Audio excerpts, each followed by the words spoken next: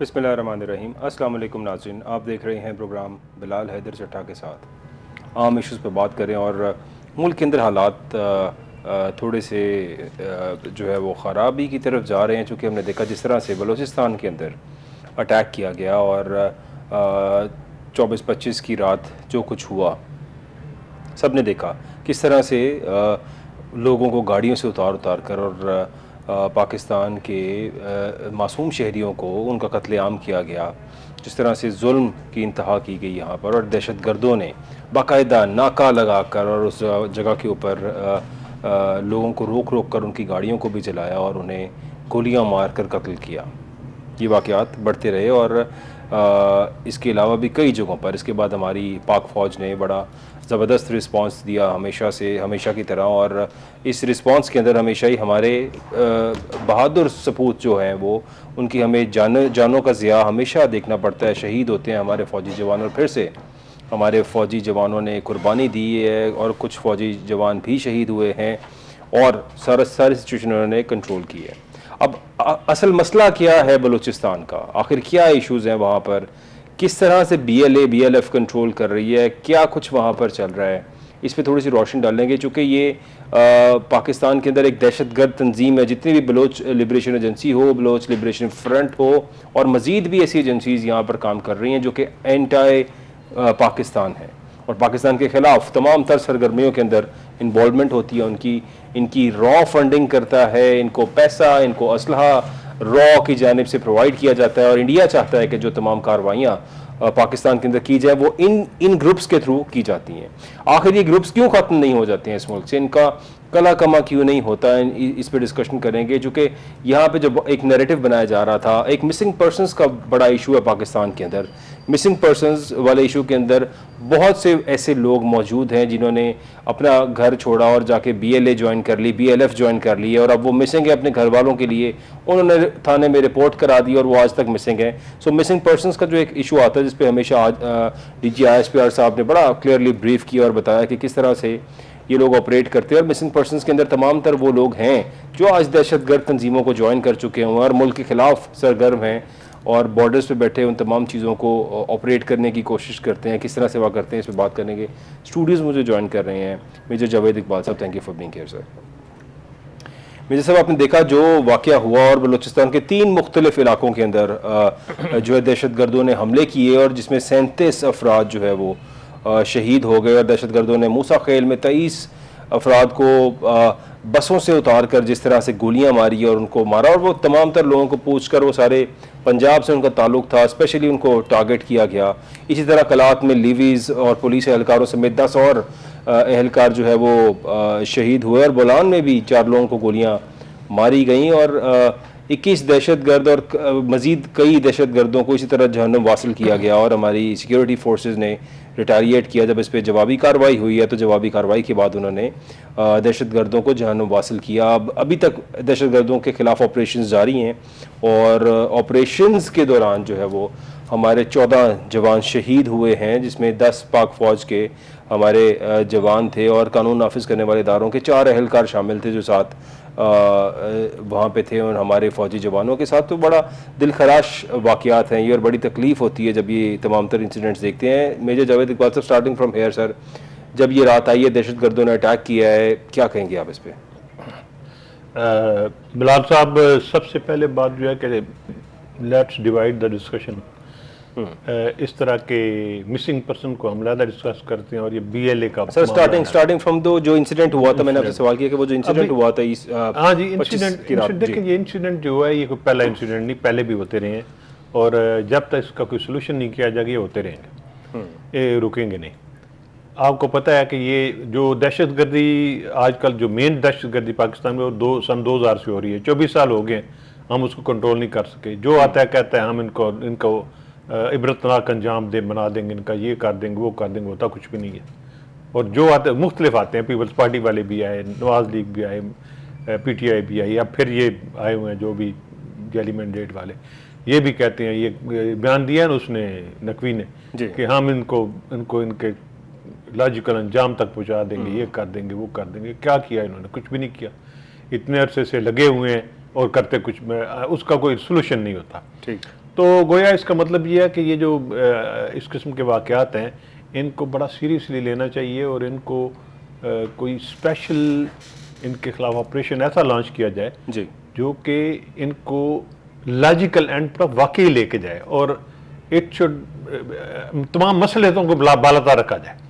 बीच में मसलेतें भी ले आते हैं ना। अब अगर इसको हम इसको थोड़ा पीछे ले जाएं तो देखें ये पहला जो इंसर्जेंसी हुई थी वो 71 में भुट्टो के बाद हुई थी, भुट्टो के ज़माने में हुई थी। और सबसे बड़ा ऑपरेशन जो इनके जो इंतहा पसंद नासर थे बलूचिस्तान में, उनके खिलाफ जुल्फ़िकार अली भुट्टो अवामी हुकूमत ने करवाया था और उससे बड़ा ऑपरेशन उसके बाद हुआ भी नहीं है। वो इतना बड़ा ऑपरेशन था। तो तमाम कबाइल जो थे वो पहाड़ों में थे, मरी कबाइल ये वो सब। तो उसमें देखने में उस वक्त ये BLA, मेरे ख्याल में, मुझे BLA का सही पता तो नहीं कब ये इन्होंने बनाई थी, लेकिन मेरे ख्याल में उन्हीं दिनों में बनी थी BLA। तो देखने वाली बात है कि BLA बनी क्यों, अगर बन गई तो उसको प्रमोट, उसको जिंदा क्यों रहने दिया गया। एक अफरीत है, उसको आपने ख़त्म क्यों नहीं किया, आप उसको जिंदा क्यों रहने देते हैं, जानबूझ के जिंदा रहने देते हैं कि कभी कभार हमारा मतलब दुकान चमची रहे। ये नहीं होना चाहिए ना।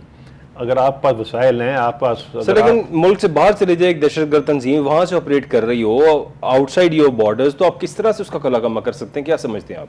देखें, जैसे BLA अब जहां तक एज पर माय इंफॉर्मेशन दुरुस्त बात है। पाकिस्तान के कुछ ऐसे एरियाज जो बॉर्डर के बिल्कुल साथ लगते हैं जहां पे दूर दूर तक कोई इंसान नहीं। आपकी बात समझ गया मैं। जी, देखें, वो जो आपके पास इंटेलिजेंस एजेंसीज हैं उनके पास मुकम्मल इंफॉर्मेशन होती है।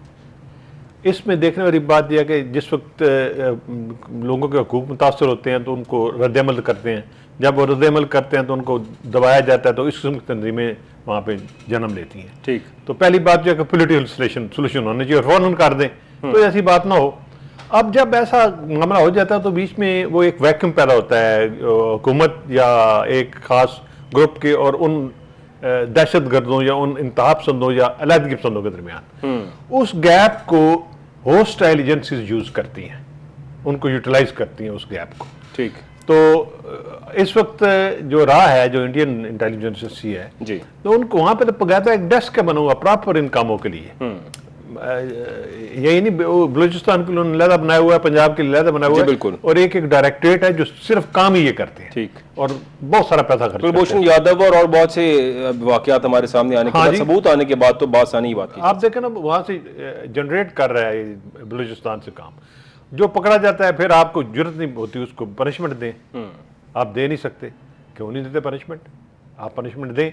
इसी तरह ये जो इस किस्म की तंजीमें हैं जैसा BLA वगैरह है, जब आपको पता है कि ये जो है ये दहशतगर्द हैं, दहशतगर्दों से बढ़ के आई है, ठीक, तो आपको इनका प्रॉपर इलाज करना चाहिए। इलाज ये नहीं है कि वक्ती तौर पर ऑपरेशन करें और ख़त्म कर दें।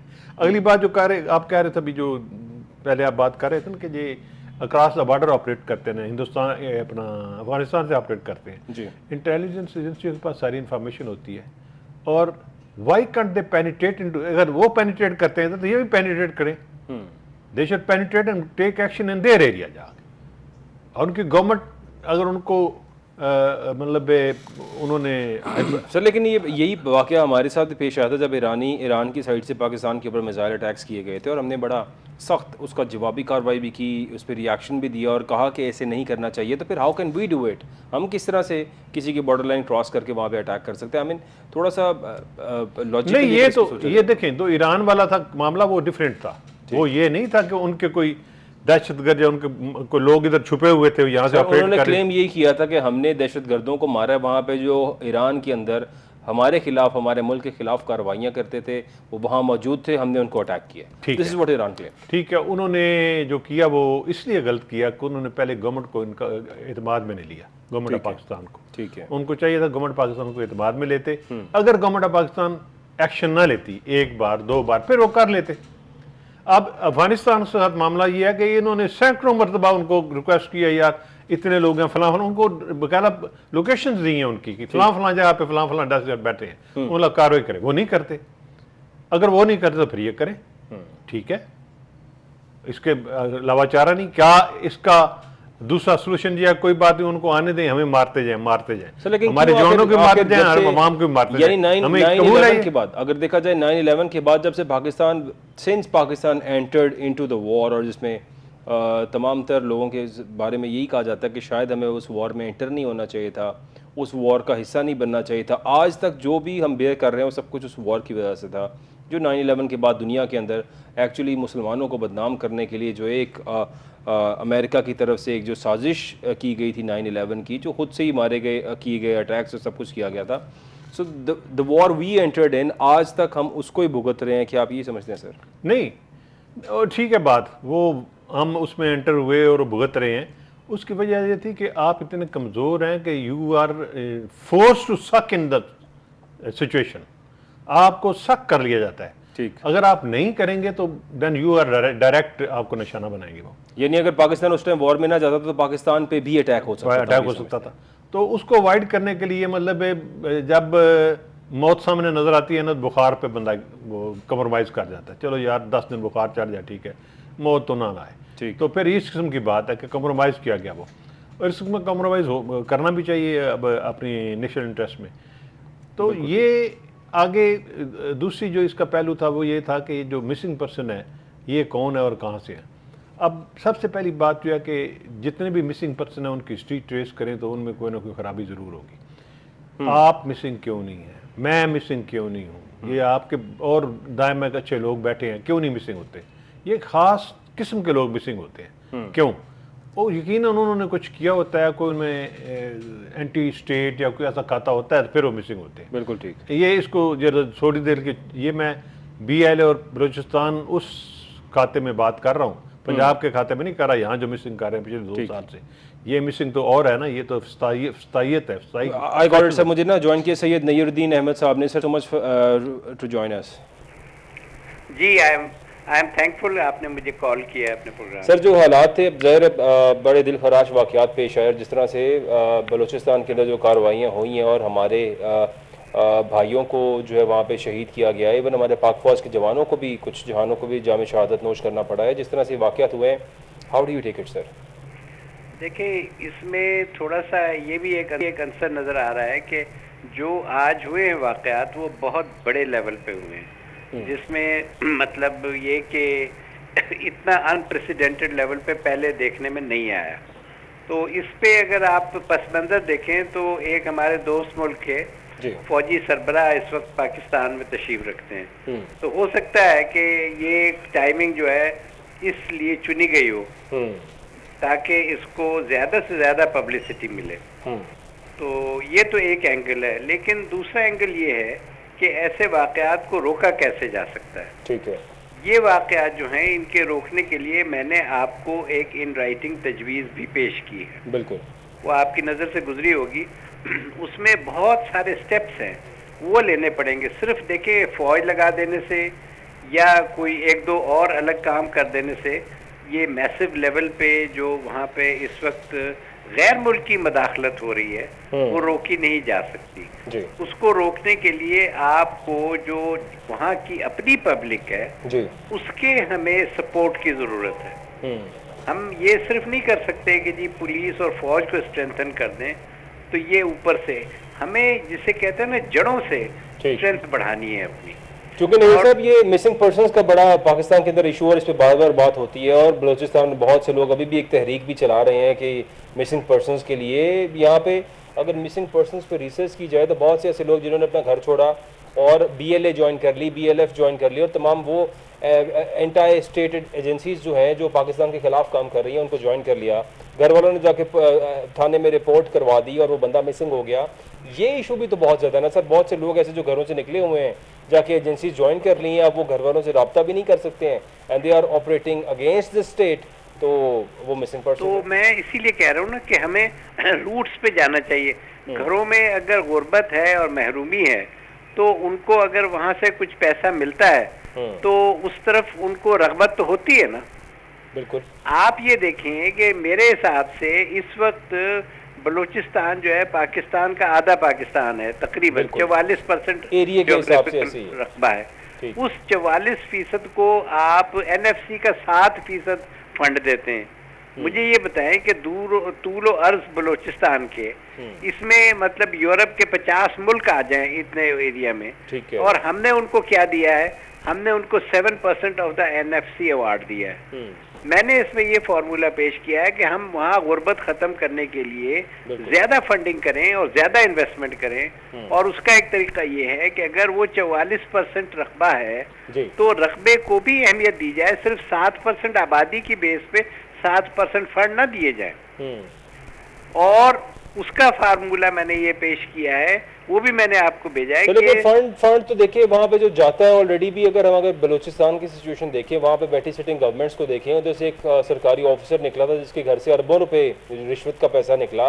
वहाँ पे बलूचिस्तान कोयटा शहर के अंदर एक मेन पुल जो था उसको बनते हुए 15 साल लगे, मैंने अपनी आंखों से देखा, और वो पुल 15 साल के बाद बड़ी मुश्किल से जाके कंप्लीट हुआ। जब सनाउल्लाह ज़हरी साहब आए थे तब जाके बड़ी मुश्किल से, पता नहीं क्यों, कंप्लीट हो गया। अब ये तो हालात है वहाँ पे कि जो फंड भी जाता है वहाँ के अपने लोकल सरदार या वहाँ के वो तमाम लोग जो रिप्रेजेंटेटिव बने हुए हैं अवाम के और नुमाइंदे बन के आ गए हैं, और वो खा जाते हैं वो फंड, उसमें करप्शन होती है, उसमें हर तरह से लूटमार की जाती है, लोकल लोगों को तो मिलता ही कुछ नहीं है। इसका क्या सोल्यूशन है सर? इसका भी मैंने इसमें मतलब जो आर्टिकल है इसमें पेश किया है कि बलूचिस्तान में आप एक मरकज ना रखें कि जी कोयटा से पूरा बलूचिस्तान कंट्रोल होगा, हर डिवीजन को इंडिपेंडेंट यूनिट बना दें, और वो इंडिपेंडेंट यूनिट जो है बिल्कुल इस तरह ऑपरेट करे जैसे कोयटा में पूरे सूबे के लिए ऑपरेशन होता है। ऑपरेशन का मतलब फंडिंग की, मैं फाइनेंस की बात कर रहा हूँ, डेवलपमेंट की बात कर रहा हूँ।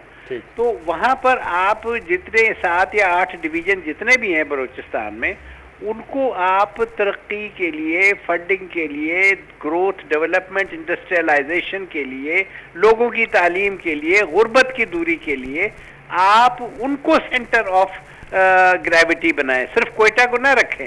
ये बहुत अहम बात है कि सिर्फ कोयटा से बलूचिस्तान जो है उसके मसाइल हल नहीं होंगे, और मसाइल जब हल नहीं होंगे तो फिर इस तरह के वाकयात जो हैं उनके लिए एक फर्टाइल ग्राउंड बनती है। और ये इस वक्त बहुत सख्त ज़रूरत है कि रेडिकल किस्म के स्टेप्स लेके बलूचिस्तान में, बल्कि पूरे पाकिस्तान में हर डिवीज़न को आप एक इंडिपेंडेंट यूनिट बना दें। लेकिन सबसे पहले बलूचिस्तान में ये अमल शुरू होना चाहिए। जो आपने ये सवाल किया है ना, ये बड़ा ज़रूरी है कि सिर्फ कोयटा में वहाँ पे जाता है और वहीं पे जो लोग साहिब इख्तिदार और साहिब हैसियत, वो लोग इस 7% जो फंडिंग जाती है इस पर काबिज होते हैं। दूर दराज के इलाकों में कुछ नहीं मिलता, उनको कोई फर्क नहीं पड़ता कि 7% मिल रहा है या 70% मिल रहा है, इसलिए कि वो सिर्फ एक शहर में उसके ऊपर कब्जा है। उन तमाम लोकल्स की ये भी ज़हन साजी की जाती है कि पंजाबी तुम्हारा हक खा गया, पंजाबी तुम्हारा हक खा गया। बड़ा वहाँ पे है। ज़हन साजी कैसे दूर होगी? ज़हन साजी जो है तालीम से दूर होगी, और तालीम के लिए आपने बलूचिस्तान में जब तक उनके दूर दराज इलाकों में उनको तालीम नहीं देंगे, माइंड चेंज नहीं होगा। तालीम मिलना बहुत ज़रूरी है। तालीम, खुराक, घर, रिहाइश और साथ में हेल्थ फैसिलिटीज़, इनके लिए हमें ये देखना है कि बलूचिस्तान का सिस्टम जो है वो कोयटा से कंट्रोल नहीं हो सकता, अब अनमैनेजेबल हो गया है वो।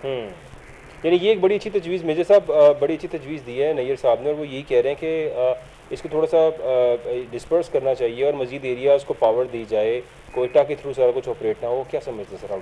जी वैसे इनकी बात तो अच्छी है, लेकिन मेरे ख्याल में ये बुकिश बात लगती है मुझे as far as Balochistan is concern. Balochistan के ये सरदार है इतने करप्ट हैं, आप उनको यूनिट्स में भी तकसीम कर देंगे तो वहाँ पे भी वही लोग बैठे हुए हैं। वहाँ पे आसमान से कोई उतर आना है बंदा, वो वही लोग हैं, वही खा जाएंगे।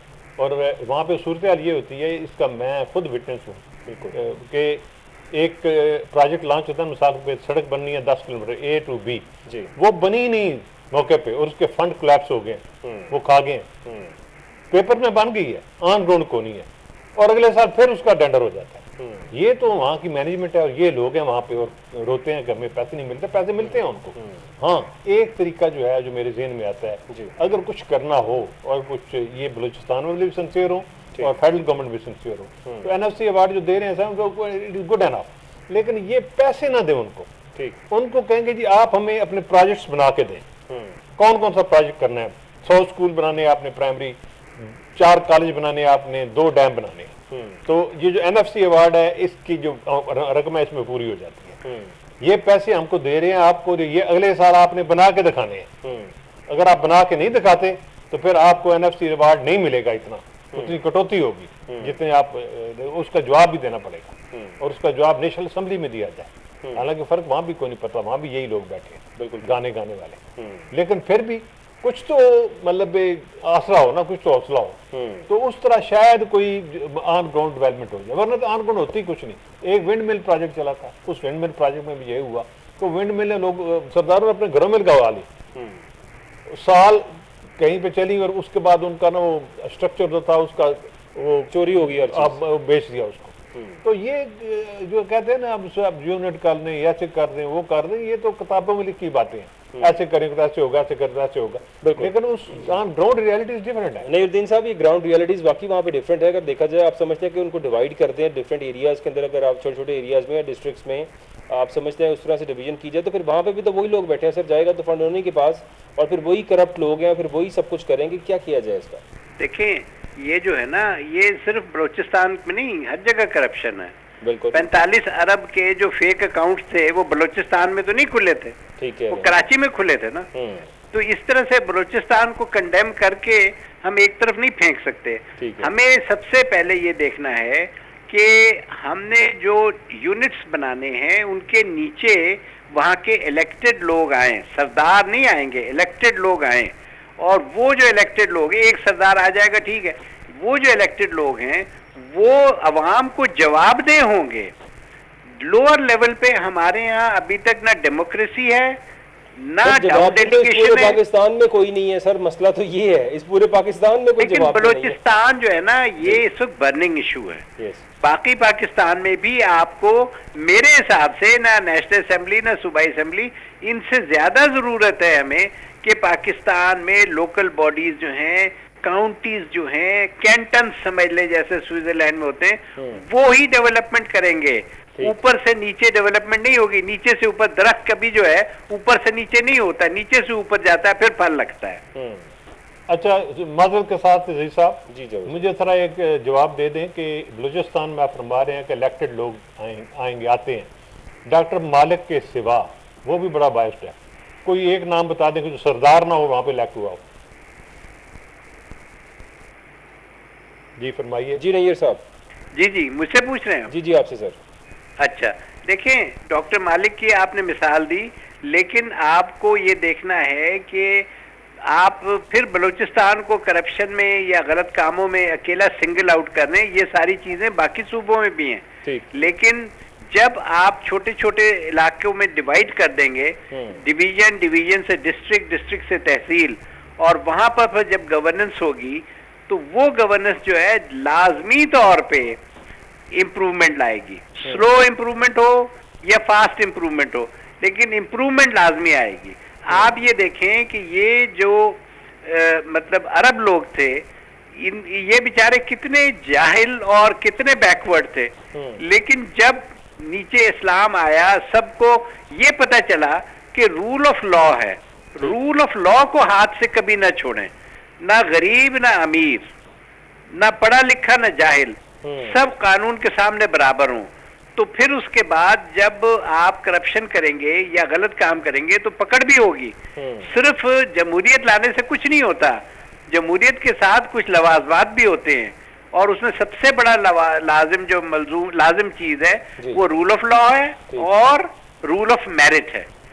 हमें अपने आप को इसकी तरफ आहिस्ता आहिस्ता बढ़ना पड़ेगा, और सबसे पहले रूल ऑफ लॉ में आपको अपना ट्रैफिक सेंस से शुरू करना पड़ेगा कि हम अब ट्रैफिक की हम परवाह ही नहीं करते। बलूचिस्तान की मिसाल देख लें आप, वहां पर क्या था कि जी एक कांस्टेबल को उसने उड़ा के मारा सरदार ने, और वो उसके खानदान को बेचारा रुल गया और कुछ भी नहीं मिला। सारे लोग पहले उसके साथ खड़े हुए, फिर उसके साथ कोई नहीं था, उसको मेरे ख्याल में पैसे ही लेने पड़े जो मिल रहे थे या नहीं मिले वो भी।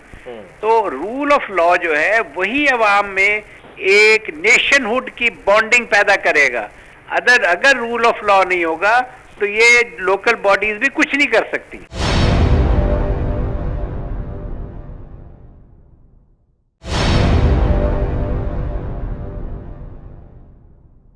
सर रूल ऑफ लॉ की तो मिसालें हमारे सामने आ रही हैं, कराची कारसाज वाकया भी हमने देखा, वो भी खातून बरी हो चुकी हैं, और फिर यहाँ पे क्या रूल ऑफ लॉ होगा? यहाँ पे अमीर आदमी के लिए तो कोई कानून नजर ही नहीं आता। जावेद इकबाल साहब क्या समझते हैं? ये अजीज साहब, ये जो आप रूल ऑफ लॉ की पाकिस्तान में बात करते हैं, this is just a sweet wish, this is sweet wish of everybody like you and me. बाकी जो लोग इसको वाकई इसमें मैटर करते हैं, जिन्होंने रूल ऑफ लॉ को के लिए इम्प्लीमेंट करना है या कुछ प्रैक्टिकली कंट्रीब्यूट करते हैं, उनको इसकी परवाह नहीं है और नथिंग विल हैपन। दूसरा, मैं थोड़ा सा वापस जाऊंगा, आपने कहा कि आप सिंगल आउट कर रहे हैं बलूचिस्तान को। जी, हम बलूचिस्तान को सिंगल आउट नहीं कर रहे। हमारा आपकी डिस्कशन जो है ना, आपने शुरू ही 7% NFC बलूचिस्तान से किया, बिल्कुल ज़्यादा, इसलिए हम उसको डिस्कस कर रहे थे।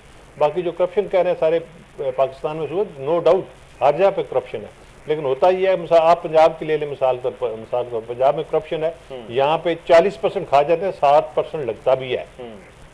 इस तरह सिंध में भी रेशियो 50% खा जाते हैं, 50% लगा देते हैं। बलूचिस्तान में 90% खा जाते हैं, साफ जगहों पे 100% ही खा जाते हैं, और 10% भी फाइलों पे लगता है, फिर दोबारा से नया टेंडर होता है। वहाँ पे सूरत हाल ये है। सर मैं बता रहा हूँ ना, इसका तो मैं खुद विटनेस हूँ। नईरुद्दीन साहब, मैंने आपको बताया कि मैंने 15 साल एक पुल बनते देखा, उस दौरान मेरा ख्याल है कोई 8 हुकूमतें बदल चुकी थी विद इन दोज 15 ईयर्स, और वो पुल कंप्लीट नहीं हो सका। इन दी एंड फिर एक हुकूमत आई और चंद माह के अंदर वो उन्होंने पुल बना दिया, जो पुल वैसे पड़ा हुआ था। सो करप्शन का लेवल तो ये है कि फंड उनको मिल रहा था कोयटा शहर के अंदर पुल बनाने का, वहाँ पे पुल नहीं बना 15 साल। आपको मालूम है अजीज साहब के जब सरदार आते हैं ना इस्लामाबाद में, ये क्या नाम है, जैन बुख्ती वगैरह, जैन बुख्ती 50 से 60 गार्ड होते हैं, 30-40 गाड़ियाँ होती हैं। अब ये पैसा कहाँ से आता है? आफ्टर ऑल ये अफोर्ड करते हैं ना, इतने लोगों को वहाँ से लेके आना, इतनी गाड़ियाँ चलना, इतने पेट्रोल खर्च होना, उनकी रिहाइश, उनके खाने, उनके बाकी लुक आफ्टर, तो ये सारा यही लूट का माल है। सर असल प्रॉब्लम तो ये है नईरुद्दीन साहब, असल प्रॉब्लम ये है कि जो ये तमाम तरह एजेंसीज हैं, क्योंकि ज़ाहिर है इशू इस टाइम पे सबसे बड़ी तकलीफ हमें BLA और BLF की और इन तमाम एंटी स्टेट एजेंसीज की बनी हुई है, जिनको फंडिंग वहाँ से आती है, पैसा वहाँ से आता है, ऑपरेट वहाँ से किया जा रहा है। Do we have a solution to this? क्या आप क्या समझते हैं, कोई सोल्यूशन आपके जहन में है जो किया जाए? क्योंकि हमारी फौज तो दिन रात इनके खिलाफ एक्शन कर रही है, अपने हमारे जवान भी शहीद हो रहे हैं, सब कुछ हो रहा है, but still they are there, ये ख़त्म ही नहीं हो रहे हैं। देखें, ये जो टेररिज्म है जी, इस टेररिज्म में भी मैंने एक तजवीज़ दी थी और वो सारे सूबों पे लागू होती है कि ये टेररिस्ट जब पाकिस्तान में किसी भी इलाके में हमला करते हैं तो कहीं ना कहीं आके ठहरते हैं। बिल्कुल। तो हमें ये चाहिए कि पूरे 25 करोड़ लोगों को इस टेररिज्म की जंग में शामिल करें और उनका एक रोल हो। जैसे इस जंग में या किसी भी जंग में फौजियों का रोल होता है, उसके बाद दूसरे लोगों का रोल होता है, इसी तरह सिविलियंस का रोल पाकिस्तान में शामिल करते हैं। बड़ा इम्पोर्टेंट है सर, मतलब और इवन जो ये एजेंसी ऑपरेट कर रही है लोकल्स की, गवर्नमेंट जो है इसमें करोड़ों रुपए इनाम दे उन लोगों को जो सही मुखबरी कर दें कि जी फलां जगह पे इस वक्त कुछ ऐसे लोग आए हैं जो मशकूक लग रहे हैं। बिल्कुल। आप रावलपिंडी में, चाहे वो, जब आपको यह पता है रावलपिंडी में GHQ में जब हमला हुआ था, 1 महीने तक वो लोग जो थे किसी किराए के मकान में रह रहे थे। बिल्कुल। तो हमसायों को कुछ ना कुछ तो पता होता ही है ना। ठीक है। तो आप उनको मजीद इंसेंटिव दें और करोड़ों रुपए इनाम दें और उनको प्रोटेक्शन दें सीक्रेसी की, कि लोग जो हैं वो मुखबरी करें। जब तक लोग मुखबरी नहीं करेंगे उस वक्त तक फौज जो है उसके बाद ही एक्शन कर सकती है जब हमला हो जाए, उससे पहले तो कर ही नहीं सकती। उसको जब पता ही नहीं होगा तो हमारे लॉ एनफोर्समेंट एजेंसीज वाले अटैक किस पे करेंगे? और प्रीएम्प्ट होना बड़ा जरूरी है। प्रीएम्प्ट करने के लिए मेरा ये है, रिक्वेस्ट है कि हम एक सिस्टम ऑफ इंसेंटिव दें। सिस्टम ऑफ इंसेंटिव, मेरे साहब ये sounds like a good advice I guess, क्योंकि देखें जब तक लोगों के असल प्रॉब्लम ये थी, जब मैंने भी रिसर्च की, ये BLA के कुछ लोग जो लोग क्यों उन्होंने ज्वाइन किया, तो सबसे बड़ी तकलीफ और सबसे बड़ा मसला उन लोगों का गुर्बत था। उनके पास पैसे नहीं थे, वो कहते थे हमारे पास करने का कुछ काम नहीं है, हम क्या करें। वो तंग आके घर छोड़ के निकले और जाके इन्हीं लोगों ने जो इनके थ्रू ऑपरेट कर रहे थे, उनके पास पैसा भी था, उनके पास सब कुछ था, उन लोगों ने उन्होंने कैप्चर किया और उन सबको उठा के तो अपनी एजेंसी में ज्वाइन करा लिया। क्या समझते हैं? ये सिर्फ ये बात नहीं है ये गुर्बत वाली जी, असल में वो जो मुआशरा कल्चर जो है वो बड़ा उसमें कंट्रीब्यूट करता है। ठीक है। उनके अंदर एक जो बलोचिज्म की या उस नस्लियत की, नस्ल प्रस्ती की एक प्राइड भर दिया गया है और उनको ये ये जितने लोग लेके जाते हैं उनमें 80% होते हैं कि उनको ये बताया जाता है कि तुम्हारी नस्ल, तुम्हारा जो प्राइड है वो उसको डैमेज किया जा रहा है, तुम्हारे हकूक को सल्ब किया जा रहा है। यानी बुगटी साहब वाले भी इंसिडेंट को लेकर वो काफी अगली बात जो है वो 20% के करीब है जो गुर्बत की वजह से। गुर्बत और भी बड़ी है, उनको ये नहीं है, वो गुर्बत में रहना जानते हैं, सीखे हुए हैं हजारों साल से, लेकिन इनको ये मतलब गैरत दिलाई जाती, जोश चलाया जाता है, इनको इंसाइट किया जाता है कि आओ इनसे लड़े, इनको मारें। तो इस तरह वो उधर ज्वाइन कर लेते हैं। और जाहिर है कि जब वहाँ जाते हैं उस ग्रुप में, तो वहाँ जाके क्योंकि ऑर्गेनाइज होता है, it is funded by various agencies, various countries, क्योंकि उनका तो मकसद यह है यहाँ पे हलचल मची रहे पाकिस्तान के अंदर। तो वहाँ पे उनको जो इधर ज़िंदगी होती है घर के अंदर, उससे बेहतर ज़िंदगी ज़रूर मिलती है। यानी खाना अच्छा मिल गया, रहने की जगह मिल गई, दूसरा जगह टेरर भी होता है। तो इस वजह से लोग जाते हैं। और बाकी जो गुर्बत की बात है वो एक बड़ी लो परसेंटेज है उसमें, मेरे ख्याल उसकी लो परसेंटेज है। लेकिन ज़्यादातर लोग जो है वो इसलिए जाते हैं कि वहाँ पे उन्हें सहूलत मिल जाती है, सहूलत मिल जाती है और उनको प्राइड, उनको इंसाइट किया जाता है, उनको प्रोवोक किया जाता है। एक्चुअली उनकी गलत साइड पे ब्रेन वॉशिंग की जाती है, उनको डिफ्यूज किया जाता है, उन्हें गलत बताया जाता है कि क्या हो रहा है क्या नहीं हो रहा। तो ये मिस इन्फॉर्मेशन जो है सबसे बड़ा फैक्टर है। नैयर साहब क्या समझते हैं आप सर? बिल्कुल सही फरमाया इन्होंने अपना मेजर जावेद इकबाल साहब ने, और आप भी सही कह रहे हैं। हर चीज का ना कोशिश तो करनी पड़ेगी, कोई जादू की छड़ी तो किसी के पास नहीं है। और ये जो एलिमेंट है कि उनकी इंडोक्ट्रिनेशन होती है, इंडोक्ट्रिनेशन जो है उसको काउंट करने के लिए मेरी तजवीज़ ये है कि ज्यादा से ज्यादा हम वहाँ बलूचिस्तान में तालीम को आम करें। जब तक तालीम आम नहीं होगी बलूचिस्तान में, उस वक्त तक आपका कल्चर चेंज नहीं होगा। और कल्चर चेंज के लिए, किसी भी मुल्क की तरक्की के लिए तालीम जो है उसमें मैक्सिमम इन्वेस्टमेंट चाहिए। और ये एक ऐसी रेसिपी है कि जिसमें कहते हैं कि अगर आपको फायदा ना हो रहा हो तो और ज्यादा इन्वेस्टमेंट करें। तो तालीम जो है वो बहुत ज़रूरी चीज़ है, हमें वहाँ पे तालीम पे बहुत जोर देना है। और बलूचिस्तान में इसीलिए मैंने कहा था कि 7% फंडिंग जो है वो जिस तरह से एक सेंट्रल जगह पर आके और वो बहुत दूर तक ट्रिकल डाउन इफेक्ट उसका होता ही नहीं है।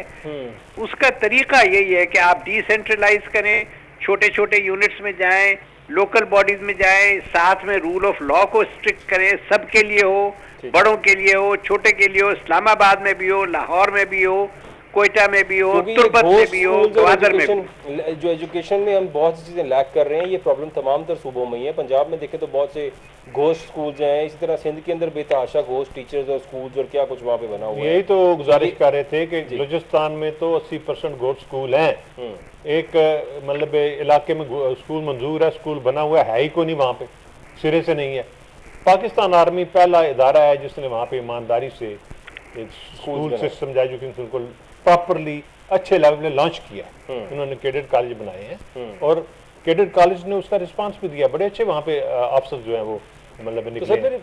मैं आपको बताएं, सुने बिल्कुल, यानी हम एक साइड पे कहते हैं कि बलूचिस्तान के लोग डफर होंगे शायद, नो, इस साल या इसी साल जो बेस्ट कैडेट ऑस्ट्रेलिया में डिक्लेयर हुआ है, बेस्ट कैडेट वो बलूचिस्तान से है। बेस्ट कैडेट इन अऑस्ट्रेलियन एकेडमी, यही बात फ्रॉम बलूचिस्तान में सर बड़ी जरखेज मिट्टी है। बलूचिस्तान के वहाँ के लोग भी बड़े जरखेज हैं, सिर्फ अपॉर्चुनिटी मिलने की बात है, उनको फैसिलिटेट करने की सिर्फ देर है, अदरवाइज बड़ा पोटेंशियल है उस पूरे सूबे के अंदर। और ये पोटेंशियल यूज करने के लिए ये जो अजीज साहब अगर आप लिखते रहते हैं तो बराए मेहरबानी आपकी बात जो है ये सारी बड़ी अच्छी ख्वाहिशात हैं, कैसे होना चाहिए, वो क्या रहा है, कैसे होगा, ये होना चाहिए।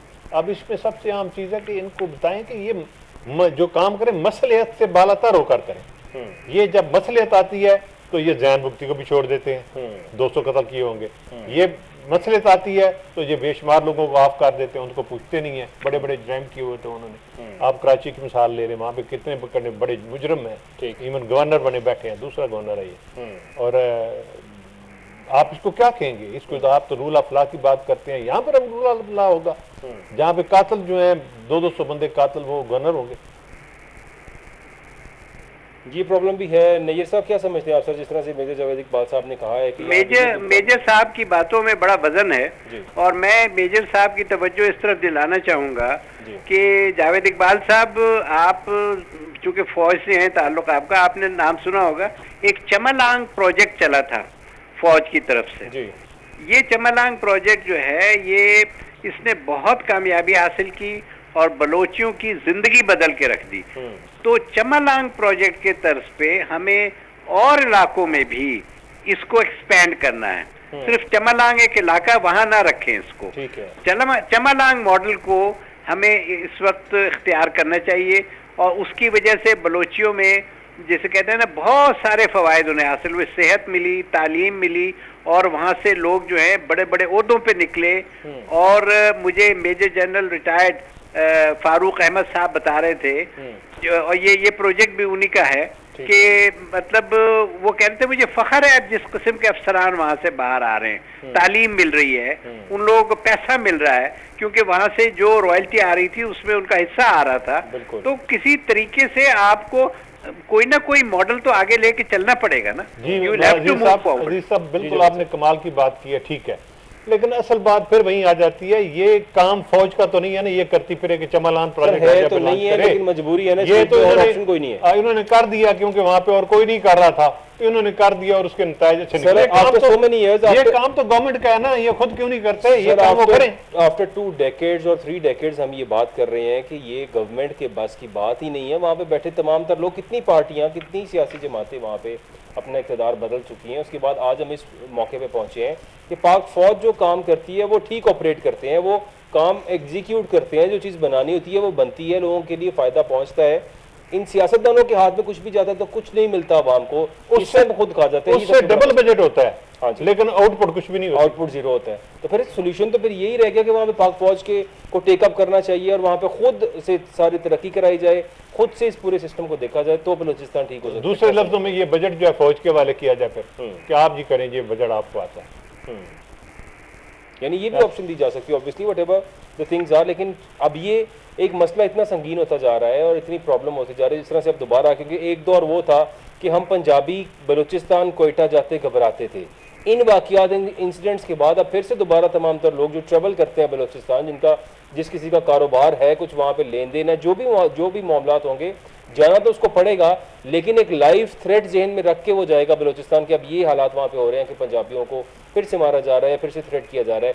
नैयर साहब, आप समझते हैं कि जो चाइना पाकिस्तान में इन्वेस्टमेंट करना चाह रहा था, जो CPEC का इशू है, ये CPEC को भी रोकने के लिए और उस तमाम प्रोजेक्ट को किसी भी तरह चाहते हैं कि ये रोके, और उसके लिए सब ये कार्रवाइयाँ की जाती हैं। How do you take it sir? Interlink है ना, यस, इंटरलिंक है जी, सही फरमाया मेजर जावेद इकबाल साहब ने, सही फरमाया। आप भी हैदर चट्टा साहब सही कह रहे हैं कि ये CPEC के ऊपर भी एक हमला है। मैंने शुरू में ही अर्ज कर दी थी ये बात जी, बिल्कुल, कि आज उन्होंने दिन क्यों चुना, आज के दिन की क्या अहमियत थी? यही अहमियत थी ना कि एक दोस्त मुल्क का बड़ा फौजी अफसर हमारे यहाँ आया हुआ है, तो मैसेज ये देना है कि ये CPEC को रोल बैक करना है। CPEC जो है वो इंडिया ने इसके लिए कसम खाई है, उन्होंने बिलियंस ऑफ रुपीस इस वक्त भी डेडिकेट किए हुए हैं कि CPEC जो है अपने ट्रू फॉर्म में किसी सूरत में पाकिस्तान में कामयाब ना हो। तो सर ये चैलेंज जो अब CPEC का, फिर ये तो पहले भी चूंकि फौज गारंटर थी इस सारे प्रोजेक्ट के अंदर, और अभी भी ऐसे ही लग रहा है कि ये सिर्फ फौज को ही टेकअप करके और ये चैलेंज को एग्जीक्यूट करना पड़ेगा, क्योंकि जो इंडिया चैलेंज दे रहा है रॉ के थ्रू, यानी रॉ एजेंसी जो फंडिंग कर रही है, लोकल लोग ऑपरेट कर रहे हैं, यहाँ पे कार्रवाइयाँ हो रही हैं और एक दहशतगर्दी फैलाई जा रही है। इस सब का मकसद मेजर जावेद इकबाल साहब CPEC ही रोकना है, और ज़ाहिर है क्योंकि उन्होंने अपना भी एक रूट डिसाइड कर लिया, वया यानी इसराइल की, सऊदी अरेबिया की और तमाम तर मुल्कों की कोलिशन और रशिया तक जाना, और चाइना के साथ भी इंडिया के टर्म्स बड़े अच्छे हैं। तो वो चाहता है किसी भी तरह पाकिस्तान के थ्रू ये CPEC वाला जो रूट है ये एग्जीक्यूट ना हो, इसका भी फ़ायदा किसी और को मिल जाए, या अफगानिस्तान ले जाए या इंडिया ले जाए पाकिस्तान को। देखिए ये ऑब्जेक्टिव तो इंडिया का है ही है जी। They don't want Pakistan to prosperous, they want Pakistan to get developed, और ये इंडिया ही नहीं, मेरे ख्याल में ये बाकी जो सुपर पावर्स हैं वो उनके भी यही ऑब्जेक्टिव है। तो पाकिस्तान को डेवलप किया तो ये एक बड़ी थ्रेटनिंग पोजीशन में आ जाएगा इस रीजन में, तो वो उसको इस लेवल पे पहुंचाना नहीं चाहते। अभी जो CPEC है उसका जो एक मेजर पार्ट है जो कम्युनिकेशन का रोड नेटवर्क है, वो तकरीबन करीब है, थोड़ा बहुत ही रह गया होगा जो, लेकिन अभी अब उसको ऑपरेट करना जो है वो ऑपरेशन का वो सिचुएशन नहीं बन रही। ऑपरेट तो करना था अगर ग्वादर जो है वो एक्टिव हो जाता, एक्टिवेट का हो जाता। अगर गवादर का भी एयरपोर्ट की हमने सुना था इनॉग्रेशन हो रही है और गवादर के अंदर जो और प्रोजेक्ट्स हैं वो भी चल रहे हैं, क्या सिचुएशन है वहाँ? देखें जो वाकई वो इनॉग्रेशन तो कर रहे हैं, कुछ बना हुआ भी है, और ये ग्वादर का एयरपोर्ट पे जो इन्वेस्टमेंट बड़ी हो रही है, क्यों कर रहे हैं इतनी बड़ी investment? It is going to be one of the best airports in this region. और दूसरा ये है कि असल में एयरपोर्ट इतना मैटर नहीं करता जितनी वहाँ पे पोर्ट मैटर कर रही है।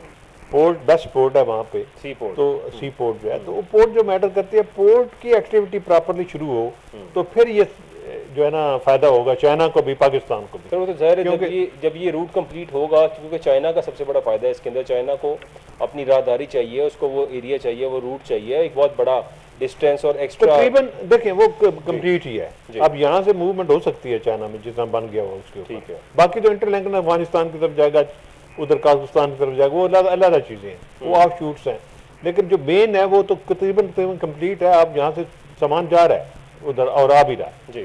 तो बेसिक चीज़ है जो ऑपरेशन है सी पोर्ट का, वो उसको हैंडल किया जा रहा है। जो ग्वादर में जो उन्होंने सैबोटेज कराते हैं, वहाँ पे दहशतगर्दी कराते हैं, उसकी वजह यही है कि वो वहाँ पे लोग नॉन सेफ हों और वहाँ पे कुछ एक्टिविटी जनरेट ही ना हो, क्योंकि अगर पोर्ट की एक्टिविटी जनरेट हो जाती है तो इसका मतलब ये है कि वहाँ पे ट्रेड होगा, तो वहाँ पे वो जो ग्वादर पोर्ट है उसमें टूरिज्म भी आ जाएगा, वहाँ पे होटल्स चलेंगे, वहाँ पे रेस्टोरेंट चलेंगे, होटल चलेंगे, लोग आ जाएंगे, वहाँ पे कपड़े के ताजर भी आ जाएंगे, बाकी उससे बहुत हो जाएगा, बहुत बड़ा बिजनेस आप हो जाएगा। और ये एक तस्वर था, ये एक विजुअलाइजेशन थी कि अगर ये जिस तरह वो तस्वर कर रहे थे उस तरह का ये पोर्ट बन जाए और उस तरह की एक्टिविटी जनरेट हो, ये दुबई से बेहतर जगह बनेगी, दुबई से बेहतर। यानी नयरुद्दीन अहमद साहब, ये पर्ल सिटी बननी थी, यानी दुनिया का एक सबसे खूबसूरत शहर बनना था। आज भी अगर हम गवादर का वो स्टेडियम भी देख लें तो शायद दुनिया का सबसे यूनिक क्रिकेट स्टेडियम उसको कह सकते हैं। इसी तरह गवादर इतना खूबसूरत है, अल्लाह की दी हुई इतनी खूबसूरती वहाँ पे है, और खूबसूरती से बढ़ के वहाँ पे जो पोर्ट अल्लाह ने दिया है वो इतना ज़बरदस्त पोर्ट है कि इसको अगर ये एक्टिवेट हो जाएगा तो मेरा ख्याल है हमारे मुल्क के बहुत से मसाइल जो है वो इसके थ्रू हल हो सकते हैं। अब ये नहीं चाहते कि ये एक्टिवेट हो, इंशाल्लाह सीपैक कंप्लीट तो होगा और पाक फ़ौज की मामनत से ही होगा, पाक फ़ौज की सरबराही के अंदर ही होगा। लेकिन अभी जो दहशत गर्दी है सर, क्या समझते हैं आप, इसका क्या सद्देबाब हो सकता है? अगर लॉन्ग टर्म नहीं, एक short term, we need a quick, मतलब हमें अगर इसका चाहिए हो कोई भी हल, तो क्या समझते हैं आप क्या हो सकता है सर? देखिए, दहशत गर्दी का सबसे क्विक जो मेरा मतलब सोल्यूशन है वो तो यही है कि पब्लिक आपके साथ हो, पब्लिक को आप अपने साथ करें, चाहे इंसेंटिव दें या कोई और तरीका आपके जहन में आता है तो उसको यूज करें, लेकिन पब्लिक को अपने साथ लें तो दहशतगर्दी 50 से 60% वैसे ही खत्म हो जाएगी। जो जमीन तंग हो जाएगा दहशतगर्द के लिए कि जहां वो छुपा हो उसी जगह फौरन अगले जो है आपको इन्फॉर्म कर दें। तो प्रीएम्प्ट जब आप कर लेंगे तो आपने 4-6 एक्शन भी प्रीएम्प्ट में कर लिए, तो उनको जो हमला करने की सलाहियत है वो तो खत्म हो जाएगी। और होता भी यही है कि जैसे हमारे एयरफोर्स का मोटो था कि कत्ल मूजी कबल ईजा, वो आपको जो नुकसान पहुंचाने से पहले उसे कत्ल करना है, और उसके लिए हमें पब्लिक की सपोर्ट चाहिए। और पब्लिक की सपोर्ट के लिए जो मेरे जहन में बात आती है वो एक तो मैंने अर्ज कर दी, दूसरी सूरत ये है कि आप लोग भी माशाल्लाह ब्रेन है और बहुत मतलब सारे पाकिस्तान के लिए बेचैन है कि पाकिस्तान में अमन आए। आप लोग भी कोई इस सिलसिले में ऐसी तजवीज़ दें कि क्विक रिस्पांस मिले और क्विक रिजल्ट मिले टेररिज्म को कम करने में और बाद में फिर फाइनली इलिमिनेट करने में। अपना अजीज साहब आखिरी लफ्ज़ जी, you can take your 2 minutes। अच्छा, अभी इस तरह है कि अजीज साहब जो आपने फरमाया ना कि ये पब्लिक को साथ हो, पब्लिक किसके साथ हो जी? पब्लिक ज़ाहिर है गवर्नमेंट के साथ हो, जो मतलब फंडिंग दी जाए, जिस तरह से एक अंदाजे के मुताबिक कहा जाता है कि शायद फंडिंग की भी जरूरत नहीं। सर मैं आपको बताता हूँ, एक अंदाजे के मुताबिक, यानी कुछ थोड़ा सा रिसर्च के मुताबिक, और कुछ लोग जिन्होंने BLA छोड़ी वो बताते थे कि हमें कुछ $450-500 मंथली सैलरी दी जाती थी ये काम करने की। तो सो इट मीन्स कि आपको इतनी फंडिंग। मेरा जो अपना जाती ख्याल है ना जी, किसी फंडिंग की इसके लिए जरूरत नहीं है। ठीक है, ये सिर्फ मुल्क में इंसाफ कायम कर दो, जस्टिस मस्ट प्रिवेल, लोग खुद ही साथ हो जाए। नईरुद्दीन साहब, ये कितना मुश्किल है जस्टिस प्रिवेल करे पाकिस्तान में? नहीं, जो मेजर साहब ने फरमाया ना, वो कार्डिनल रूल है किसी हुकूमत के कायम रहने का। क्योंकि ये मेरे ख्याल हजरत अली का कौल है कि जुल्म वाली हुकूमत जो है ना, वो कुफर का निजाम चल सकता है, जुल्म का निजाम नहीं चल सकता। नहीं, कुफर का निजाम चल सकता है, जुल्म का निजाम नहीं सही कह रहे हैं, जुल्म का निजाम। और जुल्म क्या है? जुल्म यही है ना कि आप इंसाफ नहीं देते। बिल्कुल सही कह रहे हैं जावेद साहब के रूल ऑफ लॉ, जैसे मैंने पहले अर्ज किया था, और रूल ऑफ लॉ के अंडर में मेरिट भी आ जाता है, अपॉइंटमेंट और merit. Exactly sir, that is in the law. अगर आपका लॉ प्रिवेल कर रहा होगा तो फिर मेरिट से हटके कोई काम हो ही नहीं सकता। लेकिन अजीज साहब, आप कह रहे हैं कि किसी भी हुकूमत के चलने के लिए कार्डिनियल रूल है कि इंसाफ कायम होना चाहिए। ये इंसाफ तो पाकिस्तान में कायम नहीं है, फिर भी हुकूमतें चल रही हैं। इस पर बात करें। ये कार्डिनियल गवर्नमेंट, ये हुकूमत नहीं चल रही। ये हुकूमत जो है ना, जिसे कहते हैं ना कि सिसक के चलना जो है, वो हुकूमत नहीं होती। और मैंने इसके लिए कहा है कि ना सिविलियन ना फौजी, किसी भी हुकूमत ने जो है अभी तक पाकिस्तान में डिलीवर नहीं किया। पाकिस्तान को अब आप प्योर ऐसे पाकिस्तानी लोगों के थ्रू चलाएं जो कि पाकिस्तान के एक्सपर्ट्स हों और उनका इंटरनेशनल विजन हो। ऐसे लोगों के साथ गवर्नमेंट चलाएं। सियासतदानों से पाकिस्तान अब नहीं चल सकता। ये बात आप सही फरमा रहे हैं, लेकिन मैं थोड़ा सा डिफर करूंगा कि जो पहला डिक्टेटर था अयूब खान, उसने डिलीवर किया था नेशन को। आप वैसे किया था पाकिस्तान के अंदर, जो आखिरी डैम्स बने थे वो भी अयूब खान साहब का दौर है। उसके बाद गहरी निजाम है, सारा उसी का है। उस वक्त तो पाकिस्तान दूसरे मुल्कों को कर्ज देता था, वो किया था उसने। बिल्कुल ठीक कह रहे हैं। और जाहिर है, चूंकि हम अगर हिस्ट्री में मिसालें देखें और उठाएं तो फिर बहुत जाहिर है अयूब खान साहब के दौर के अंदर एक जो डेवलपमेंट पाकिस्तान के अंदर बताई जाती है, वो उसके बाद दोबारा नज़र नहीं आई। और अल्लाह करे। So this is the solution जो हमने बात की आज, इसके अंदर बहुत सी चीज़ें डिस्कस हुई। बहुत शुक्रिया सैयद नईरुद्दीन अहमद साहब आपका, मेजर जावेद इकबाल साहब आपका, नाजरीन आप सीखने का बहुत शुक्रिया। अपना ख्याल रखिएगा। अल्लाह हाफ़िज़।